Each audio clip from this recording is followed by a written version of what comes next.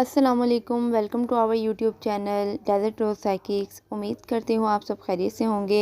मैं हूँ कायनात बुखारी और आज का हमारा टॉपिक है ड्रग डिपेंडेंस।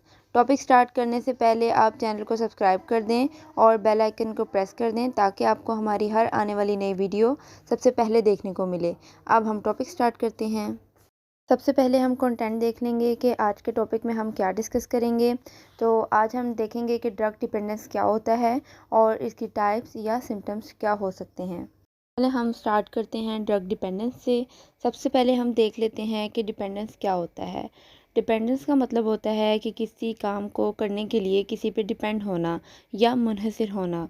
अगर मैं किसी काम को करने के लिए किसी पर डिपेंड रहती हूँ और अगर जिस पे मैं डिपेंड हूँ वो उस टाइम अवेलेबल नहीं है तो मैं उस काम को नहीं कर पाऊँगी क्योंकि मैं उस पर डिपेंडेंट थी। तो इसी तरह अगर इस सेम एक्सप्लेनेशन को हम ड्रग डिपेंडेंस की डेफिनेशन में यूज़ करें तो इसे अच्छे से समझा जा सकता है कि जब किसी पार्टिकुलर प्रॉब्लम की वजह से हम डॉक्टर से मिलते हैं तो डॉक्टर कुछ ऐसे मेडिसिन प्रिस्क्राइब करते हैं जो हमारी कंडीशन से रिलेटेड होते हैं। जैसे फॉर एग्जांपल साइकोट्रोपिक ड्रग की बात कर लेते हैं कि जो आपको यूफोरिया की फीलिंग देते हैं। यूफोरिया मतलब फीलिंग ऑफ वेलबींग। तो आप उस ड्रग को यूज़ करने की वजह से जो प्रॉब्लम फेस थी वो फिज़िकली या मेंटली वो सॉल्व हो जाएगी। लेकिन अगर आप बगैर प्रिस्क्रिप्शन के अगेन वो मेडिसिन सेम किसी भी इंटरेस्ट के लिए आप वो मेडिसिन यूज़ करना शुरू कर देते हैं, कुछ देर बाद मतलब कि कुछ महीने बाद या साल बाद आप उस ड्रग को लेके यूज़ टू हो जाते हैं। आप उसके लिए डिपेंड हो जाएंगे। फिर किसी भी एक्टिविटी को परफॉर्म करने के लिए आप उस ड्रग को यूज़ करेंगे या उस पर डिपेंड रहेंगे। उसके बगैर सर्वाइव नहीं कर पाएंगे ठीक से। तो इस तरह का जो फिनोमेना डेवलप होगा इसे हम ड्रग डिपेंडेंस कहेंगे।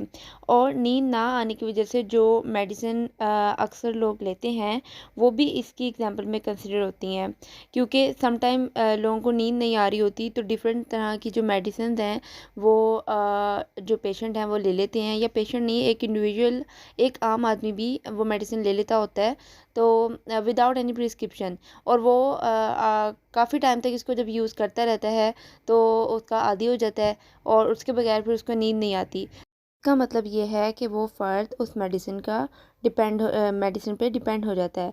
और सम टाइम ये ड्रग या मेडिसिन नॉन प्रिस्क्राइब भी होती हैं। लोग अपनी मर्ज़ी से यूज़ करने लग जाते हैं और फिर उसकी आदत हो जाती है। नेक्स्ट ये बताया गया है कि अमेरिकन साइकियाट्रिक एसोसिएशन यानी APA ने डिपेंडेंस और अब्यूज़ को सब्सटेंस यूज़ डिसऑर्डर से रिप्लेस कर दिया था 2013 में DSM-5 के एडिशन में। और ये डिसऑर्डर इंडिविजुअल के सब्सटेंस यूज़ पे प्रॉपर फोकस करता है। समटाइम लोग डिपेंडेंस और एडिक्शन को सेम मीनिंग में लेते हैं, जबकि डिपेंडेंस एक अलग टर्म है और एडिक्शन एक अलग टर्म है। डिपेंडेंस में पहले बताया गया है कि कोई भी प्रिस्क्राइब और नॉन प्रिस्क्राइब मेडिसिन या ड्रग यूज़ की जाती है और इसके कंटिन्यूस यूज़ की वजह से टॉलरेंस और विथड्रॉवल सिम्टम्स अराइज होते हैं। जबकि एडिक्शन में बिहेवियर चेंज होता है और बायोकेमिकल चेंज की वजह से हमारे ब्रेन भी डिस्टर्ब हो जाता है। और ये सब कंटिन्यूसली सब्सटेंस यूज़ करने की वजह से होता है। सब्सटेंस यूज़ मेन प्रायोरिटी होती है एडिक्शन में। एडिक्शन में ज़रूरी नहीं होता कि वो किसी एक ड्रग पे ही डिपेंड हो या वो उसको यूज़ करे, जबकि ड्रग डिपेंडेंस में पर्सन एक ही स्पेसिफिक ड्रग पे मुकम्मल डिपेंड हो जाता है। ड्रग डिपेंडेंस के सिम्टम्स फिज़िकल भी हो सकते हैं और साइकोलॉजिकल भी। तो पहले हम फिज़िकल सिम्टम्स देख लेते हैं। ड्रग डिपेंडेंस के फिज़िकल सिम्टम्स बॉडी पर इफेक्ट करते हैं और इसमें टॉलरेंस और विथड्रॉवल सिम्टम्स अपीयर होते हैं। तो पहले हम देख लेते हैं कि विथड्रॉवल सिम्टम्स के इसमें क्या होता है।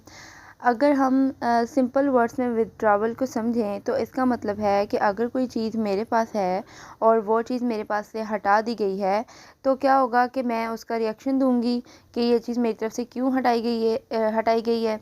तो ये क्या होगा, ये विथड्रॉ होगा जो मैंने किया रिएक्शन में, ठीक है। इसी तरह मिसाल के तौर पर एक आदमी ड्रग यूज़ कर रहा है या हैबिचुअल ड्रग यूज़ कर रहा है या अल्कोहल, स्मोकिंग या कोई भी ड्रग ले रहा है तो उसके फैमिली मेम्बर क्या करते हैं कि उसे उस ड्रग से या उस प्रॉब्लम से दूर करने के लिए वो ड्रग रिमूव कर देते हैं उसके पास से, या उस पर कुछ रिस्ट्रिक्शन लगा देते हैं, उसको रूम में बंद कर देते हैं। तो उससे उस आदमी को विथड्रॉवल सिम्पटम अराइज़ होते हैं कि ये ऐसा क्यों हो रहा है मेरे लिए, ठीक है? मेरे पास से वो ड्रग या जो भी वो चीज़ यूज़ कर रहा है वो क्यों हटाई गई है, ठीक है? तो ये सब जो वो सिम्पटम्स में अराइज़ हो रहे हैं, ये क्या होगा उस टाइम पे? Withdrawal symptoms. इसमें क्या हो सकता है? पेशेंट के साथ ब्लड शूट आइज़ हो सकती हैं, लैक ऑफ स्लीप हो सकती है जिसमें हाइपरसोमिया सबसे ज़्यादा होता है, गैस्ट्रो एब्डोमिनल इश्यूज़ हो सकते हैं, एंग्जायटी हो सकती है, एंगर स्टेट बहुत ज़्यादा हो सकती है, ट्रैम्बलिंग हो सकती है, इरिटेबिलिटी वगैरह अराइज़ होना शुरू हो जाते हैं उस पेशेंट में। अब हम देख लेते हैं साइकोलॉजिकल डिपेंडेंस। ये एक सब्जेक्टिव फीलिंग होती है जो हमारे बिहेवियर को अफेक्ट करती है, क्योंकि जब कोई ड्रग यूज़ की जाती है तो उसका बिहेवियर पर सबसे ज़्यादा अफेक्ट होता है। इसमें पर्सन खुद से ड्रग को छोड़ने के काबिल नहीं रहता, क्योंकि वो बहुत ज़्यादा हैबिचुअल हो जाता है ड्रग को यूज़ करने का। उस फ़र्द को ये मालूम होता है कि ड्रग उसको नुकसान दे रही है, लेकिन वो फिर भी ड्रग को नहीं छोड़ पाता। उसके मूड स्विंग्स ख़राब रहते हैं, वेट लूज़ और गेन का इशू हो जाता है, और किसी भी काम पे कंसंट्रेशन नहीं कर पाता। लाइफ प्रॉब्लम को अवॉइड करने के लिए वो नारकोटिक ड्रग को मोस्टली यूज़ कर रहा होता है। तो ये थी हमारी वीडियो ड्रग डिपेंडेंस के हवाले से। अगर आपका कोई भी क्वेश्चन हो तो आप कमेंट सेक्शन में कर सकते हैं, और वीडियो को लाइक और शेयर ज़रूर करें। अगर आपने चैनल को अभी तक सब्सक्राइब नहीं किया तो चैनल को सब्सक्राइब कर दें और बेल आइकन के बटन को प्रेस कर दें, ताकि आपको हमारी हर आने वाली नई वीडियो सबसे पहले देखने को मिले। Thank you. अल्लाह हाफ़िज़।